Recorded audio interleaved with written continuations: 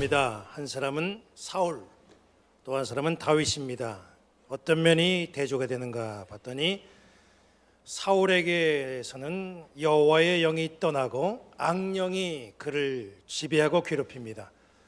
반대로 다윗은 하나님의 영에 감동되어서 성령이 그를 지배하고 영적 충만한 모습이 그에게서 나타나고 있습니다. 사울은 왕이고 다윗은 일개 목동입니다. 이처럼 두 사람은 대조되고 차이점을 보이는데 사실 이거보다도 더 큰 두 사람 간의 차이가 있습니다. 사울은 영적 치료를 받는 은혜의 수혜자, 다윗은 영적 치료를 하는 은혜의 전달자. 이것이 두 사람 사이에 있는 아주 중요한 차이점입니다. 신앙인은 둘 중에 하나입니다.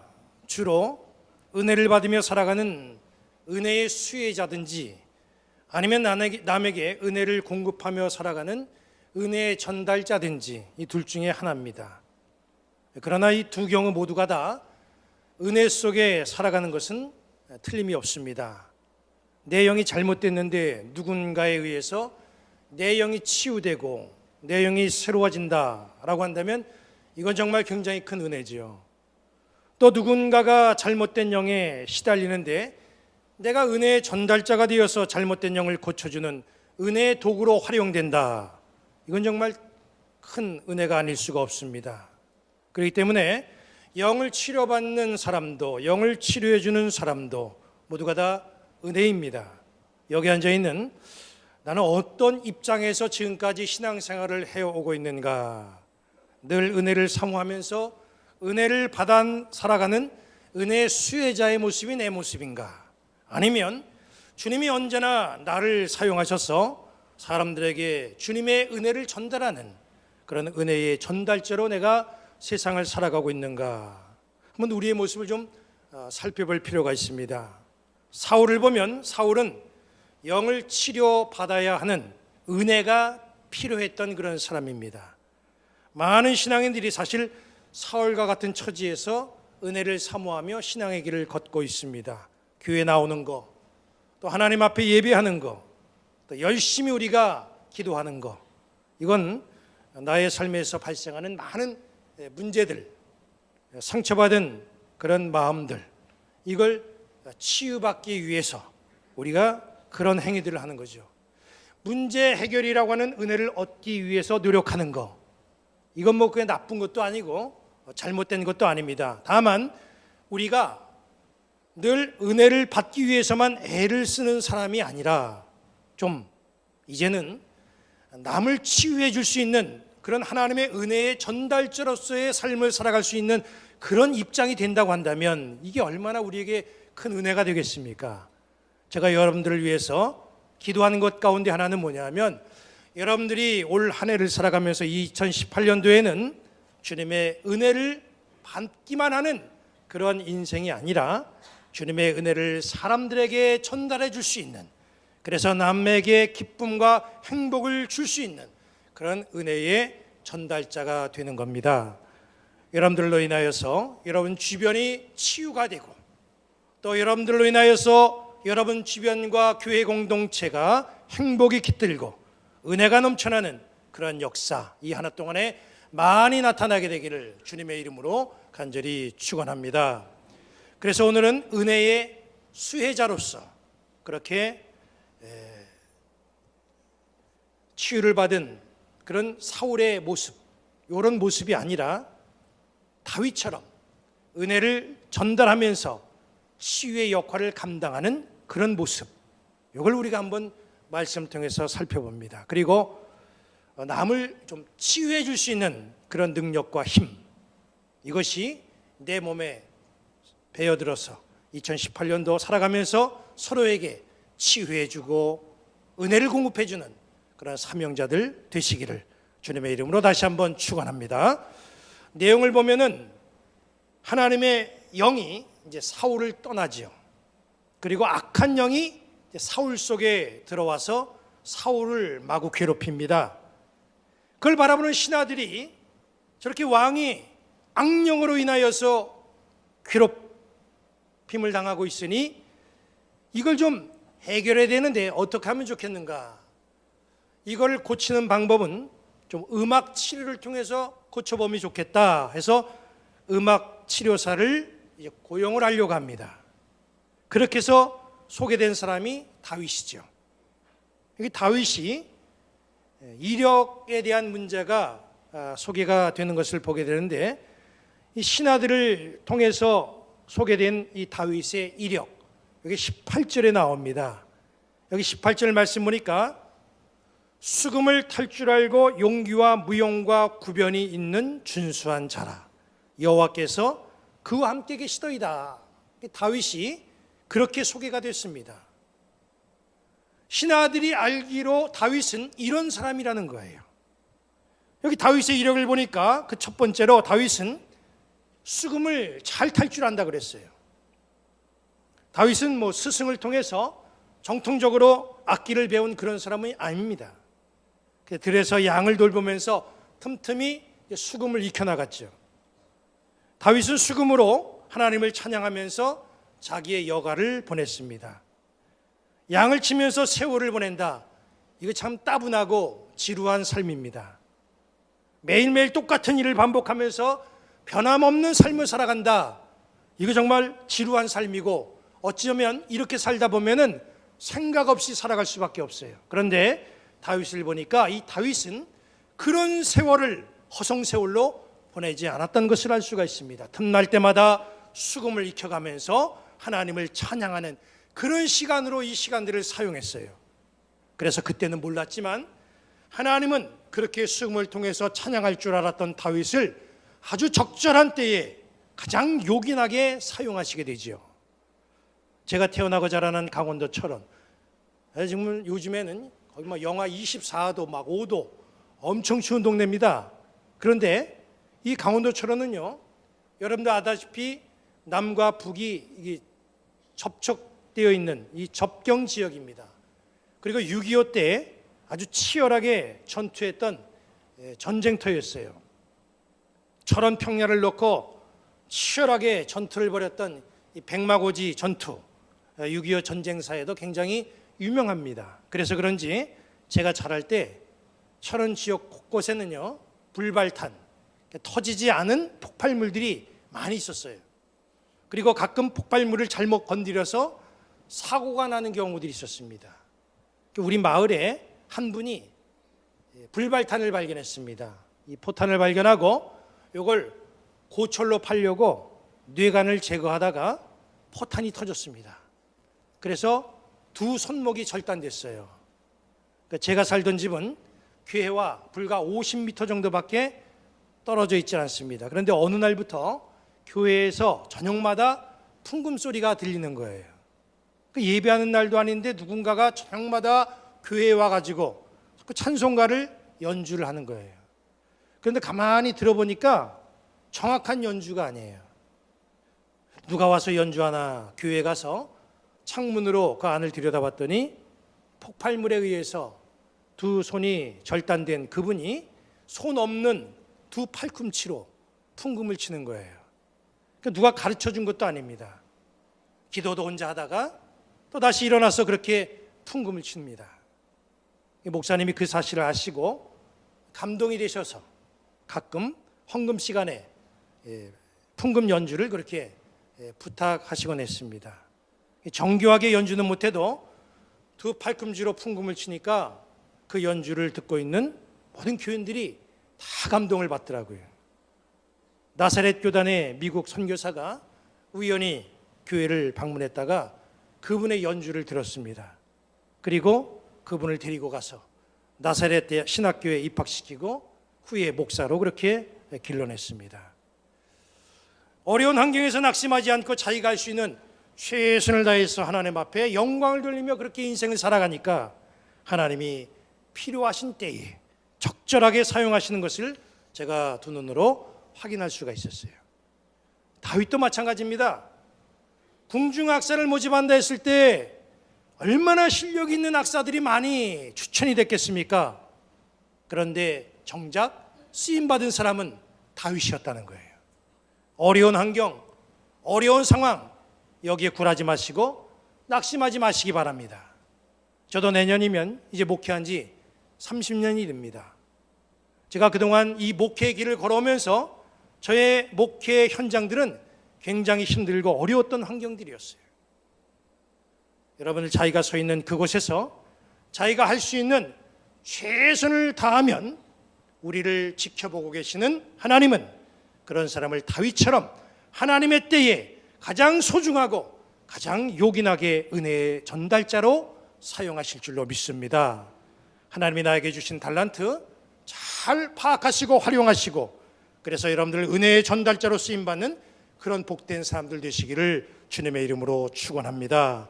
여기 보니까 두 번째로 다윗의 이력은 용사이고 용감한 사람이다, 그렇게 말씀이 우리에게 알려주고 있습니다. 다윗의 용감함, 이게 어디에서 만들어졌습니까? 이것은 양을 치면서 만들어진 거예요. 다윗이 골리앗과 싸우기 위해서 자기 자신을 사울에게 소개하지요. 그때 말한 것을 보면은 그 사실을 우리가 확인해 볼 수가 있습니다. 사무엘상 17장 34절과 35절은 이렇게 말씀하고 있어요. 다윗이 사울에게 말하되 주의 종이 아버지의 양을 지킬 때에 사자나 곰이 와서 양떼에서 새끼를 물어가면 내가 따라가서 그것을 치고 그 입에서 새끼를 건져내었고, 그것이 일어나 나를 해하고자 하면 내가 그 수염을 잡고 그것을 쳐 죽였나이다. 어렸을 때부터 이 다윗은 성실하게 자기 일에 최선을 다했습니다. 이게 바로 강한 용사로 만들어지는 훈련이 됐던 거예요. 만약에 다윗이 양을 치면서 나는 왜 이 정도밖에 되지 않나, 나는 왜 내 인생이 양치는 인생인가, 자기 처지를 한탄하고 그냥 대충 적당히 인생을 살아갔다고 한다면 그 용맹은 만들어질 수가 없었습니다. 그리고 다윗은 크게 쓰임받지 못했습니다. 그런데 다윗을 보니까 어렸을 때부터 아주 강하게 훈련받고 그가 자라났어요. 그래서 사울 앞에 서서 나는 전쟁에 나갈 수 있다, 담대하게 그가 말할 수가 있었습니다. 그리고 골리앗 앞에 담대하게 서서 골리앗을 쓰러뜨리고 그는 이스라엘의 영웅이 될 수 있었던 거예요. 우리는 환경에 눌릴 때가 참 많습니다. 그래서 그 환경 때문에 미래를 쉽게 포기할 때도 있어요. 그러나 하나님은 언제나 우리를 바라보고 있다는 사실을 잊지 마시기 바랍니다. 나도 그 하나님, 나를 바라보고 있는 그 하나님을 바라볼 수 있는 믿음의 사람 되시기를 바랍니다. 목동의 환경에서 한 나라의 왕이 된 다윗의 모습을 본받는 성도 되시기를 다시 한번 우리 주님의 이름으로 간절히 축원합니다. 세 번째로 다윗은 여기 말씀 보니까 아주 말을 잘하는, 용모가 준수한 사람이라고 그랬어요. 말을 잘하는 거, 이거 우습게 보면 안 됩니다. 말 잘하는 거, 이거 굉장히 중요한 문제예요. 근데 말을 잘한다고 하는 거, 이거 수다스러운 거하고는 또 달라요. 두서없이 말 많이 하는 거, 이게 말 잘하는 게 아닙니다. 목소리를 높여서 상대의 귀를 꺾거나 고래고래 소리 지르면서 말하는 거, 이건 말 잘하는 게 아닙니다. 말을 잘한다고 하는 것은 설득력이 있는 말을 할 줄을 안다는 거예요. 우리는 대화하면서 막 목소리를 높일 때가 있어요. 막 혈기를 내면서 말할 때가 있어요. 그 이유가 뭔지 아십니까? 상대를 설득하려고 하지 않고 내 생각과 뜻을 자꾸만 주장하려고 하기 때문에 그런 거예요. 내가 하는 말을 상대가 듣고 맞아, 고개를 끄덕거릴 수 있다고 한다면 정말 그 사람은 말을 잘하는 사람이에요. 다윗이 말을 잘하는 사람이다, 이것이 성경에 증명이 되어 있습니다. 이 사무엘상 16장 이후에 나오는 이 17장에 보면은 다윗이 얼마나 말 잘하는 사람인가 금방 나타나요. 여기 보니까 17장에 보면 다윗은 골리앗과 싸우기 위해서 사울왕의 허락을 받으려고 사울왕 앞에 서잖아요. 사울은 다윗을 보고 이 사람은 싸움에 나갈 수 없는 사람인데 여기 왜 왔나 할 정도로 그렇게 다윗을 바라봅니다. 왜냐하면 다윗은 말씀해 보니까 소년이라고 그랬어요. 지금 상대할 장수는 기골이 장대한, 키가 거의 3m가 되는 아주 큰 그런 장수입니다. 이 사람하고 싸우려고 싸우겠다고 한 사람이 지금 소년이에요. 그러니까 이건 누가 보더라도 싸움이 될 수 없다. 그렇게 판단할 수밖에 없잖아요. 그런데 다윗을 보세요. 말로다가 싸움에 나갈 수 있다는 것을 설득을 합니다. 나중에 사울왕이 설득당해요. 전쟁에 나갈 수 없다. 네가 무슨 골리앗과 싸울 수 있는 그런 입장에 서 있느냐, 이렇게 생각했던 사울이 다윗의 말을 다 듣고 난 다음에 다른 결론을 내립니다. 사무엘상 17장 말씀 보면 전쟁에 나아가라. 여호와께서 너와 함께 계시기를 원하노라. 이게 사울이 입장도 바뀌고 생각도 달라져가지고 다윗의 말에 완전히 설득이 됐어요.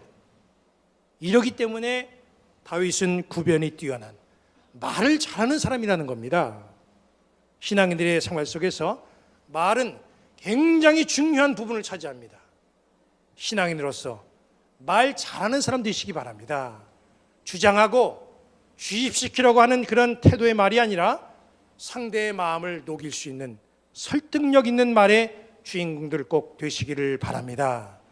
다윗은 수금을 아주 영감 있게 잘 연주했죠. 영명이 뛰어났습니다. 말을 또 잘했어요. 이것이 궁중악사로 추천된 이유지요. 그런데 이 음악 치료자로 궁중악사로 입문하게 된 결정적인 이유는 따로 있습니다. 그 이유가 18절 하반절에 나오잖아요. 뭐라고 그랬습니까? 여호와께서 그와 함께 계시더이다. 이게 결정적인 이유예요. 중요한 사실은 뭐냐면 다윗이 자기 스스로를 나는 여호와가 함께 하신다 이렇게 말한 게 아니라는 거예요. 사울의 신하 제3자가 바라볼 때 다윗은 하나님이 함께하는 자 이렇게 말해줬다는 거예요. 사람들은 다윗에게 그렇게 말을 해줬는데 그건 곧 다윗이 삶을 살아감에 있어서 세상 사람들에게 그런 모습으로 보여줬다는 거지요. 우리는 늘 신앙생활하면서 이런 얘기를 자주 합니다. 하나님은 나와 함께 하신다. 이런 멘트들을 자꾸 날릴 때가 있어요. 그러나 사람들이 나를 보라볼 때 너는 그렇게 말할지 모르지만 너의 행동이나 내가 말하는 걸 보면 네가 살아가는 삶의 모습을 보면 하나님은 너를 떠난 것 같다. 여러분들이 그렇게 평가를 받는다고 한다면 이게 얼마나 우스운 모습입니까? 우리에게 중요한 것은 너는 하나님이 함께하는 자다. 제3자로부터 세상 사람들로부터 이런 말을 들을 줄 알아야 된다는 거예요. 하나님이 나와 함께 하신다. 이 고백도 물론 중요하지만 더 중요한 건 하나님이 정말 너의 삶을 보니까 너와 함께 하시는구나. 이 칭송이 더 중요하다는 거예요. 올 한 해를 살아가는 동안에 사람들로부터 하나님이 당신과 함께 하심이 틀림이 없군요. 이런 소리 듣는 그런 성도들 되시기를 주님의 이름으로 간절히 축원합니다. 이런 말을 들은 사람 다윗뿐만이 아니에요. 성경에 창세기에도 그런 사람이 나옵니다. 아브라함 보세요. 창세기 21장 22절 보니까 이렇게 말씀하고 있잖아요. 그때에 아비멜렉과 그 군대장관 비골이 아브라함에게 말하여 이르되 네가 무슨 일 하든지 하나님이 너와 함께 계시도다. 그럴 지역의 아비멜렉 왕과 군대장관 비골이 아브라함의 삶을 보니까 하나님이 그와 함께 하는 게 이게 눈에 띌 정도로 그렇게 나타나 보이는 거예요. 아브라함의 아들 이삭은 또 어떻습니까? 역시 마찬가지입니다. 창세기 26장 26절 그리고 28절까지의 말씀을 보면 이렇게 말씀하고 있어요. 아비멜렉이 그 친구 아우삿과 군대장관 비골과 더불어 그랄에서부터 이삭에게 온지라. 이삭이 그들에게 이르되 너희가 나를 미워하여 나에게 너희를 떠나게 하였거늘 어찌하여 내게 왔느냐. 그들이 이르되 여호와께서 너와 함께 계심을 우리가 분명히 보았으므로 우리의 사이 곧 우리와 너 사이에 맹세하여 너와 계약을 맺으리라 말하였노라. 아비멜렉과 자기 친구와 또 군대 장관을 대동하고 이삭을 찾아옵니다. 그리고 하는 말이 뭐냐 하면 여호와께서 너와 함께하는 거 우리가 분명히 봤다. 이렇게 말합니다. 다윗이 사울에게 하나님은 나와 함께 계십니다. 이렇게 고백한 게 아니라 다윗을 추천한 신하가 사울왕에게 다윗에게는 하나님이 함께하고 있습니다. 이렇게 증언하고 보고했다는 사실 우리는 마음속에 담을 줄 알아야 됩니다. 세상 사람들의 입에서 아무개 집사는, 아무개 권사는, 아무개 장로는 정말 살아가는 거 보니까 저 사람에겐 하나님이 함께하는 게 틀림이 없어. 이런 주인공들이 되는 2018년도 되시기를 주님의 이름으로 간절히 축원합니다. 세상을 살면서 영을 치료받는 내가 아니라 영을 치료해 줄 수 있는 사람이 될 수 있으면 이게 얼마나 멋있는 인생이게 됐어요. 나로 인하여 낙심하고 절망에 빠져 있는 영혼들을 상쾌하게 만들 수만 있다면 내 살아가는 신앙의 삶이 얼마나 보람된 삶입니까? 먼저 주님의 영이 충만한 사람 되시기 바랍니다. 그리고 그 모습이 사람들에게 인정받게 되기를 바랍니다. 그 다음에 그 모습으로 세상에서 어둠의 세력을 물리치고 하나님의 영을 불러오는 이 다윗과 같은 그런 영적 치유자로, 은혜의 전달자로 쓰임받는 2018년도 되시기를 다시 한번 주님의 이름으로 간절히 축원합니다.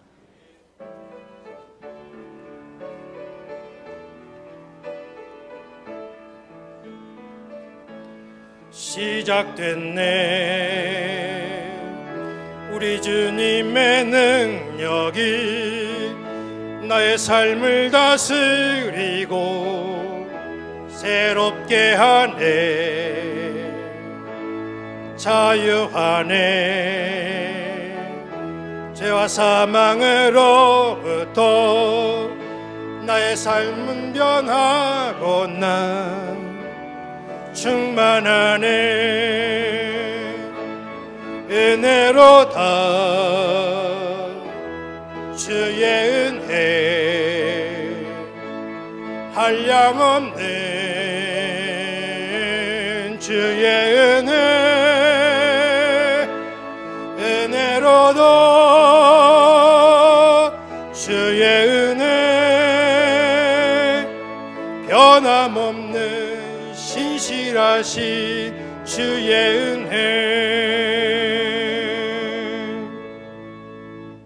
하나님이 여러분들에게 복을 주시고 여러분들을 언제나 지키시기를 원하며 하나님이 그의 얼굴을 여러분들에게로 비추사 은혜 베푸시기를 원하며 하나님이 그 얼굴을 여러분들에게로 향하시고 평강 주시기를 성부, 성자, 성령의 이름으로 축원합니다. 아멘.